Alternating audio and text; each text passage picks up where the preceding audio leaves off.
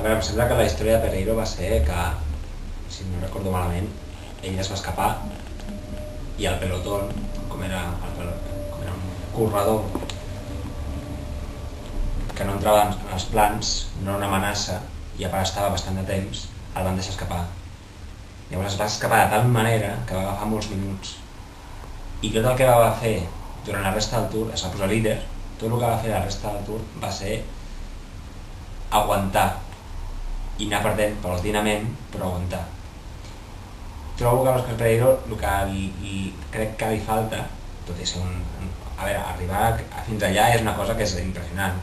L'últim que acaba el tour és impressionant, és un atleta indecent. Però trobo que el que li falta al Pereiro és aquell punt d'arrencada o aquell punt per escapar-se i sobretot a la contrarrellotge és una mica fluix, això és molt important a contrarrellotge, i poder canviar un ritme a una pujada. I l'Òscar és un corredor de tenir el seu ritme. Llavors, tenint el teu ritme has de tenir un avantatge molt ampli darrere per poder permetre el luxe d'anar al teu ritme i que només et treguin un minut avui o 30 segons el dia següent. Però d'això a guanyar un tour és més complicat.